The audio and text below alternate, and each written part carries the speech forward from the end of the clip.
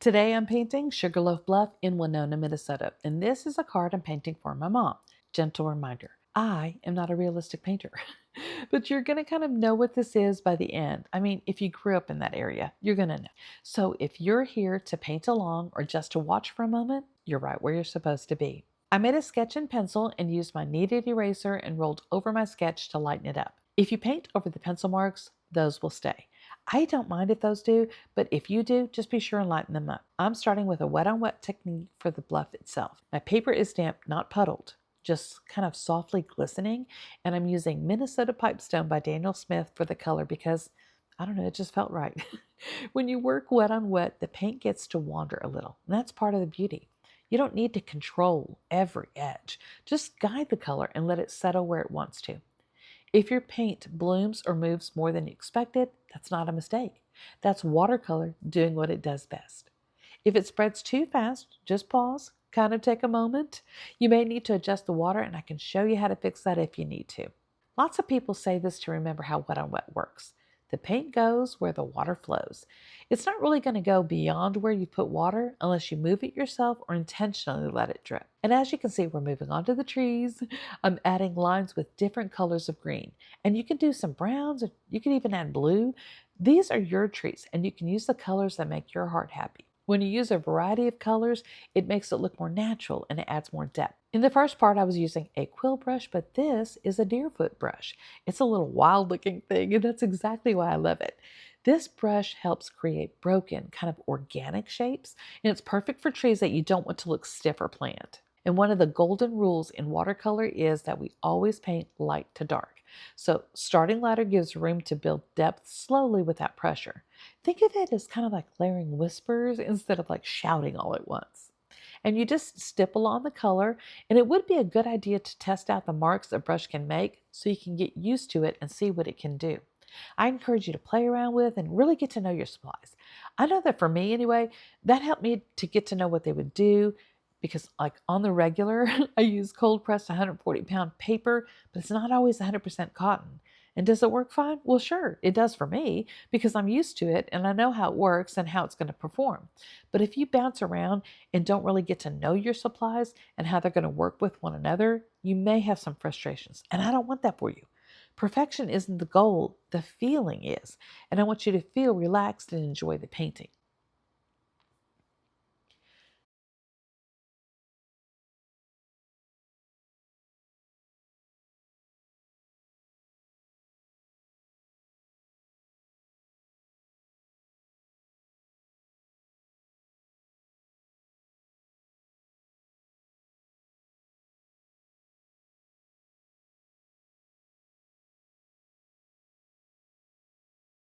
To start the trees, I didn't do anything fancy, just lines. I then switched to the deerfoot brush, but I want to tell you, you can create this whole painting with one brush. I don't always switch brushes. In fact, I don't normally switch brushes. I only sped this up just a bit, but you can change that playback speed if you need to, and you can hit the pause button if you need a moment to catch up. It's completely fine to go at whatever pace is comfortable for you. And as you can see, I'm just adding different colors. Some artists have a more structured approach to things. And as you learn to paint, you can start to feel the natural order of things for you. For example, if I paint in an area and then add more paint without letting it dry, I could have blooms and bleeds because paint will go where the water flows. And so to prevent that, or if you don't want it, you will need to either let it dry naturally or help it dry by using a heat tool or a hairdryer. And I always say there are no rules in watercolor, but there are some quote unquote rules. But a lot of what happens is just you exploring and learning what you like and what feels good to you and what works with your natural style of painting. I've added enough layers to the trees and at least for the time being, and I moved back to the bluff. I wanted to add some darker layers to kind of add interest. In nature, there's a natural way that shadow and light shows up on objects, but for this painting, I didn't really focus on that too much. I was just trying to make it look more interesting to me. And then I switched back to the quill brush, and I usually tell people just starting out that you just need one brush. And I usually tell people like try a size 6 or a size 8, you know? And one gal I follow, Audrey Shantz, she uses a size 10. And that's, to me, that's a big brush, but she paints tiny just like me, and it works great. I like a brush that's kind of springy, preferably synthetic bristles, and has a short handle. So you may think, cool, but you aren't using a round brush right now.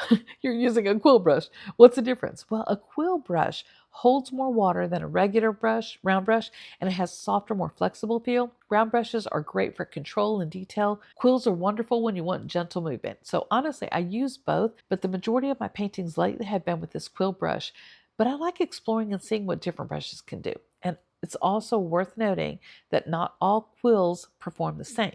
Some are springier than others, but no need to have my exact supplies. Just use what you have. It'll work fine. Another term you might hear is scumbling, which is lightly dragging a dryer brush across the surface to create texture. It's imperfect on purpose, and the tree layers have dried, and you're now doing a technique called wet on dry. Okay, so the paint you're dipping into is wet, but the paper that you're painting on is that it's there already, it's dry. Why am I stumbling over my words now? I don't know. So for this part, let your hand stay loose here. This is texture, not precision. And I wanted to bring the tree line up a bit, so I'm lengthening the trunks and adding more branches. I like to create trees this way because there's truly no right or wrong way. However you're doing it, just know you're doing this exactly right. And you've seen that I'm drying it so that I can add more paint without disrupting what I've already painted and to add another layer. You don't want to overwork it too much because you'll lift the paint that is already there. But if you do, just know this, you're learning. It will not, and frankly should not, be perfect. You will just know that next time you paint, you'll try not to do that unless you like how it looked, and then maybe you will want to do it that way. I did use a reference photo, several actually. So I was just looking at one of them to know if I was kind of on track, like heading in the general direction of where I was wanting it to go. Some people really love realistic painting. I am not some people, but I enjoy a more impressionistic approach. So, you know what it is, a gentle nod of what I'm trying to paint. And while I'm not full on an abstract loose painter, I do really enjoy the freedom to explore different styles and see what feels good for me and what feels good for the particular painting. You know how you dress up for Halloween and sometimes people know exactly what you are and other times people will have to ask like what you're supposed to be? Well, I kind of want my painting to be in the middle. Like you pretty much know what it is, but you may have some questions. And I think sometimes people who are new to watercolor may get caught up in having the quote unquote right supplies. And let me tell you, while I would agree different supplies can perform differently, the magic is not really in the supplies, it's in you. And as long as you know your supplies and you can work within those constraints, you will be happier with the outcome. And to try to say it a different way, it's kind of like driving a car. You know how you can drive a car, all the general principles are the same, but some cars, the brakes are more sensitive, or the radio knob is in a different spot, or it, oh my gosh. I was just thinking, there may be some kids out there that do not know how to roll down a window because like cars, a lot of cars nowadays, most cars nowadays don't have they have electric. It kind of blows my mind. But anywho, so while you may know how to technically drive a car, you have to get to know the one you're driving to know how it does all the things that it does. Watercolor supplies are kind of like that. You have to get to know them so you know how to use them. All right, back to this. Now we're moving on to the sky. And again, I'm using the wet on wet technique. I put down some water in all the places that I wanted the sky. And I don't want the water to puddle, but to be wet enough that it kind of glistens. And this is an example of knowing your supplies. This card is 100% cotton, 140-pound cold pressed paper, so I know how it'll hold water, but if you're using something that is not 100% cotton, it will perform differently than you see me doing here. I added a pretty blue color, and to add the clouds, I'm going to use a paper towel. This technique is called lifting or blotting, and I use the paper towel to lift or blot the color off. People use it to make clouds or to lighten an area, maybe fix something in their paintings, blot excess water off, lots of reasons really, but right now I'm using it to make clouds. And if I see an area that I need to add color back in, or if a line seems a little too harsh, I'll use that paper towel to help adjust that area. In this video, you've seen me use several times the heat tool to dry my painting, and you can do that, or you can use a hair dryer, or practice patience and let it dry on its own. Any way you choose works. And I want to make a final comment about the supplies. You may not have all the tools that you need or want, But before you go out and buy all the things, I really, really encourage you to use what you have, because some people will buy the expensive paper, expensive supplies, and then never use it because they feel it's too precious. And I think the only wasted money on art supplies is when you don't use the art supplies. All right. To finish, I'm hand lettering the words Winona, Minnesota. I'm hand lettering.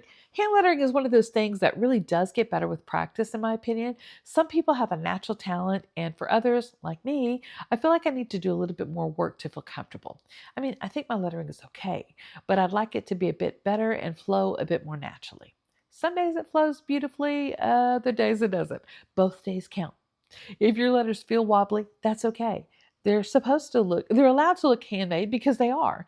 Now, if you're painting along with me, or you've tried your hand at painting something else that I've shared and you thought to yourself, hers looks different than mine.